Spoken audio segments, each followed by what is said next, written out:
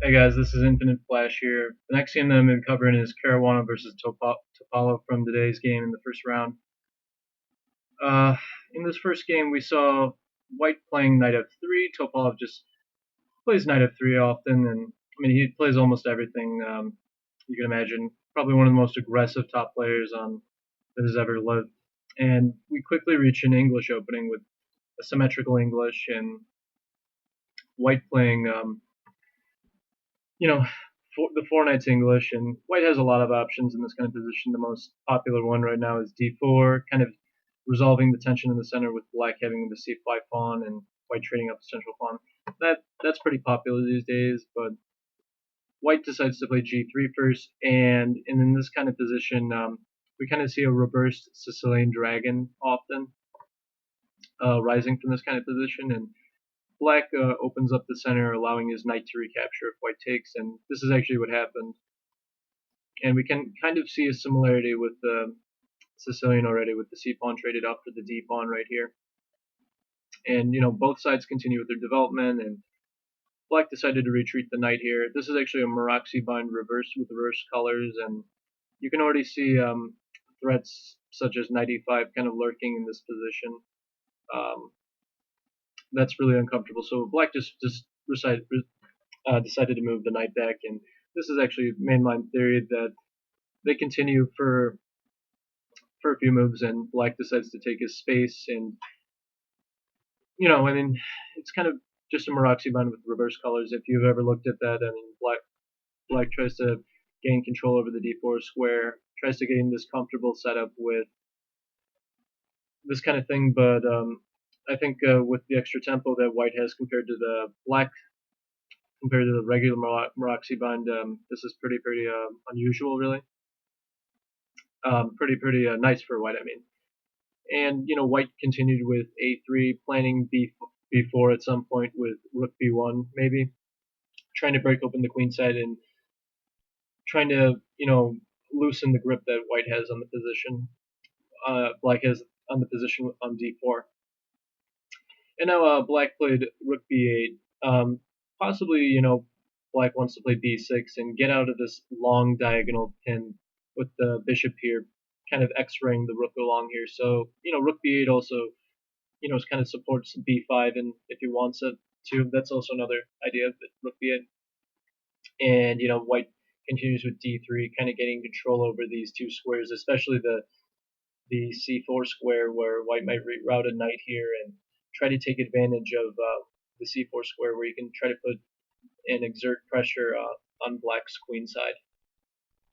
And both sides just continue developing this kind of position. Bishop e7 trying to castle, and White decided to play bishop e3 as he doesn't really have a great spot with his bishop. Bishop d2 is also certainly an option, but bishop e3 trying to put some pressure on the pawn right here, followed by rook c1, and maybe try to put pressure here and try to make Black play b6 to open the diagonal. Looks pretty natural, really. We saw, sorry about that. Let's see. We saw Black castle. Looks pretty reasonable. Rook c1, and Black decided to play bishop d7. I suppose there's always these kind of tactics. Bishop e6. There's always this kind of idea of maybe queen d2 and knight g5 lurking, trying to undermine one of the minor pieces here on their central squares. Perhaps that's one of the ideas in this kind of position of playing bishop d7 and not committing to the e6 square so soon. And we saw White kind of move this not such a great knight that's running into just this fortress kind of position on the d4 and e5 squares. So we saw White play knight d2 and going for this rerouting of the knight here, as I've shown. And Black just decided to occupy the center on d4 with this very nice knight here. That's also one nice thing that rook b8 allowed, that you were able to protect the pawn here, and so you're able to jump in on the square. And White continued with his normal plan of knight c4, putting pressure on the pawn. So Black was forced to play f6 to defend that, and there's not really a great way to defend this pawn. Otherwise, you don't want to really retreat, and a move like bishop f6 kind of blocks in the f pawn and looks a bit artificial, really. And I think white's doing quite well after a move such as knight e4, gaining a tempo on the bishop. So f6 looks perfectly reasonable. Yeah, f6 defending the pawn here on e5, and here, I mean, if white really doesn't have a nice plan to, deflect, how should not deflect, but he's got to find some active play right here, and the c pawn's not really a target, so he kind of makes this drastic move with the f4 pawn push, trying to undermine the e5 pawn, possibly create an isolated pawn here, and in this kind of position, since the e5 pawn is under attack, you can definitely consider a move such as b5, other than the move played in the game, which was e takes f4, and we'll come back to that in a second. But a move like b5, trying to attack the knight, forcing the knight to move here. Knight a5. White might play knight a5, trying to access the c6 square at some point, and after a move such as knight c e6, centralizing the knight at a better spot. White plays, knight d5, kind of centralizing his knight. Black moves the bishop to try to, improve the protection of his pawns and try to improve the position of his bishops. Pawn takes pawn, bishop takes pawn here. We kind of get this resolved tension in the center, and play might continue with b4, and pretty unclear play might result. And both sides have pretty fair chances in this kind of position. That was also reasonable for Black with this b5 pawn push, but he just took on f4, and this gives Black a pretty decent game. And after bishop takes, the very, very natural recapture, trying to perhaps poke away this knight from d4 with this e3 push. We kind of saw Black retreat this knight back here, since kind of preparing in advance against e3. He just decides to, get this bishop away, and now Black threatens that, so White moves the bishop here, and there's not really a great spot. Bishop d6 is certainly possible, but I don't think White really wants to trade the dark squared bishop in this position and wants to keep it on the board, so just bishop d2 looks pretty logical. And Black played one more preparatory move to try to support the center here on the pawn right here, and it just seems kind of a nice stabilizing move to, prevent knight a5 in this kind of position. And I guess White just got impatient in this kind of position. He should probably just play a move such as knight d5, centralizing his knight, and trying to free up the c file and try to push b4 if Black decides to move the knight somewhere, or with this bishop kind of supporting the pawn here, it's definitely worth considering to push b4 at some point. That was probably not a bad move, and I think this is probably better than the game. What he played. White can also play queen e1, trying to improve his position of the queen. This is also another kind of idea in this kind of position, and trying to decide whether how he wants to push his pawns in the center.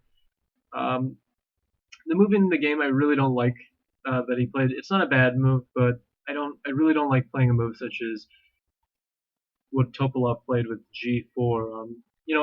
It makes a lot of sense controlling the f5 square, but after all, this is a hugely weakening move, removing one pawn from the shelter of your king, and you can already see that this dark square diagonal is quite troublesome, and you can see that in the future. And Black played the further improving move with bishop e8, possibly rerouting the bishop to f7 and keeping the d file open for his queen. And this is a really, really nice developing move, kind of improving move that he can make to his position. And White kind of did the same thing with bishop e1, rerouting this bishop to this diagonal, and even just kind of keeping his options open, whether if he wants to push the d pawn with with an e3 pawn push at some point.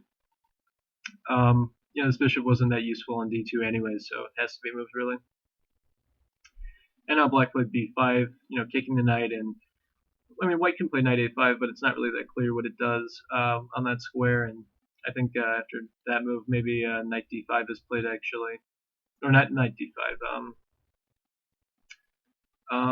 Maybe knight d4, coming back to the central square, and I mean, that's pretty okay for both sides. I think that should be dynamically equal in that kind of position. And so, I mean, white just continued with knight e3. Probably his plan is just knight d5 and controlling the square, probably jump with one of the knights there. And black kind of brought this bishop to this nice diagonal here. And, well, I mean, I'm starting to like black's position, really. And he has the space on the queen side here, and pretty well nice knights, and bishop coming to f7 to kind of gain a little bit more control over the center. You know, I mean, especially these dark squares. I mean, I really don't like this g4 kind of structure. Um, and now, I mean, white played knight cd5. I mean, he can also play knight e5, knight f5. I mean, trying to attack the bishop, and after bishop e5, I mean, play might continue with e3, and I mean, it's pretty a tense battle over the d4 square that white's trying to push through, and I mean, black is certainly fine, and white is certainly fine as well. That was certainly well worth considering. And instead, white just played knight d5 and decides to kind of open the position in a way, and allows black to also kind of exchange one of his pieces, and white decided to take with the bishop, and after bishop f7, kind of protecting this knight, planning a future jump with knight d4. I feel like white's position is a little bit really uncomfortable here. I mean, and white continued with the natural knight f5, planning to perhaps take here. So, and this is kind of an aggressive move, and maybe allowing the e-pawn to push and try to get the queen into the action. And in conjunction with the rook and c5, I mean, white can't be doing too badly, but it's just so uncomfortable. And after knight f5, black just decided to improve the position of his bishop, attacking the b2 pawn here. And black cannot just yet take the bishop here because of knight e7 check, but this is kind of a loose position since it's relying on tactics with all these kind of weak and empty squares here that we can see. And I don't really like white's position that much. And in this position, I mean, white probably made not such a great move with queen d2. Topalov just counted on the tactics holding onto this position, and the queen was being a reliable defender. Perhaps instead he should try to trade off the dark squared bishops in this kind of position. And after a move such as g6, forcing the knight to move here, I think bishop takes c3 in this position, I mean, is also quite a reasonable option. Rook takes c3, recapturing, and g6, forcing the knight to move here. Knight h6, king g7, attacking the knight, and well, I mean, now white's bishop is under attack and the knight's under attack, so he's got to take here. Takes here. I mean, this is pretty comfortable. Black can also insert the check here first. Probably that's even better, really, and king g2 or something, and bishop takes, and well, I mean, this is very, very nice, and the knight's under attack, and black is a very, very comfortable position.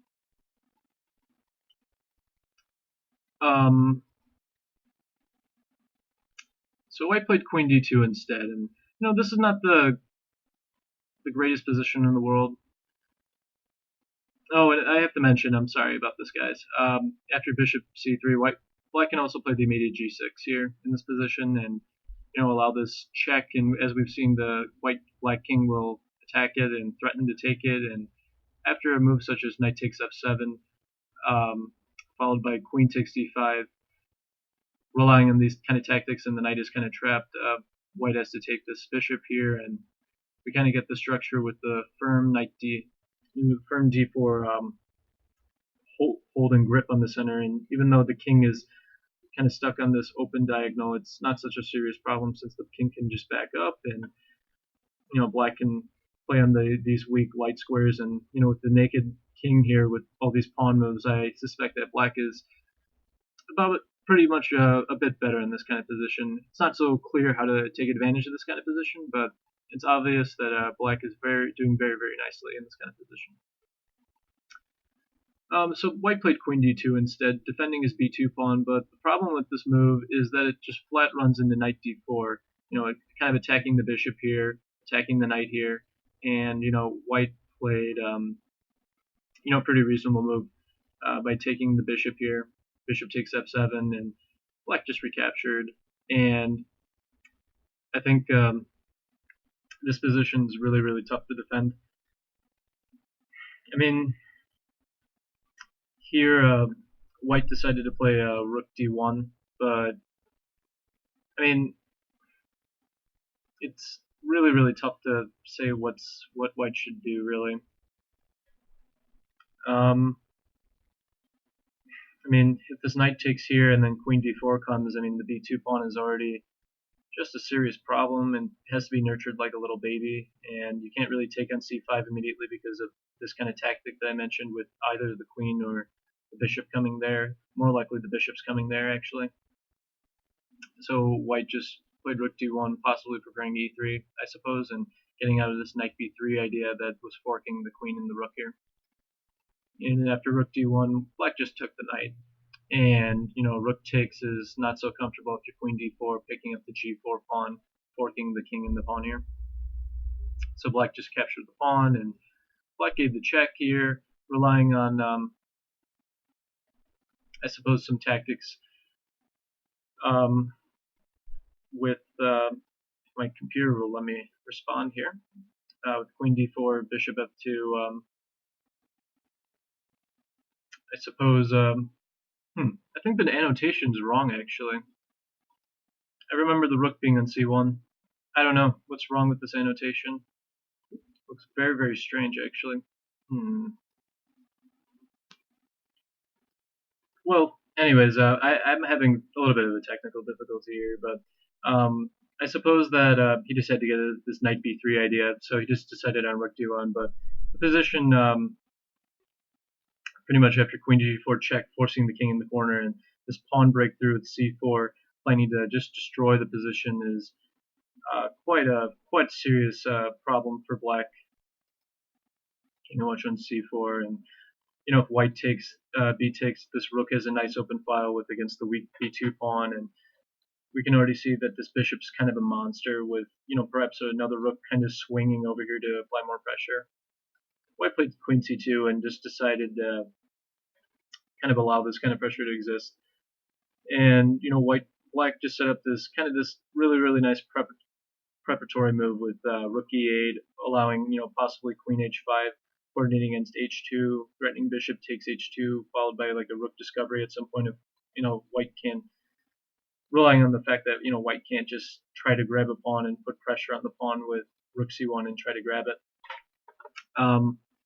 And this kind of illustrates my point. After rook e8, white just took the pawn, but the problem is black has this really, really nice move, queen h5, attacking the pawn here, and after bishop g1, there's always this nice tactical shot with bishop h takes h2, relying on bishop takes h2 and rook takes e2. So that wasn't really, I guess Topalov just dismissed that. Maybe that was his best option, but he just played h4 instead to avoid the mate threat. But after the very, very strong queen g here, planning queen h3, I suspect that white was just suffering here, and he played queen d3, but now black can just take the pawn, attacking the queen, and I mean, at this point, black is really, really super in charge, and the queen went here.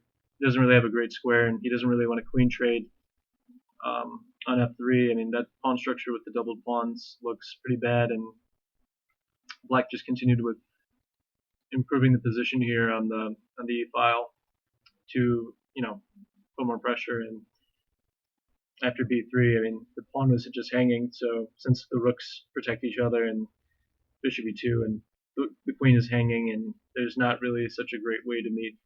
I suppose that c3 and takes here are pretty good options as well, and queen h3 is always in the mix. f5 is hanging, h4 is hanging. White just decided to resign here, and I really can't blame Topalov for resigning, as none of his pieces are really coordinating that well, and it all kind of stems back to this g4 move I don't like. I mean, this kind of move, let's see if I can find it. This kind of move always demands precise and very strong calculation, and just because something like looks aggressive doesn't mean that it's a great move in general. Sometimes it is, but I wouldn't recommend playing a move like g4.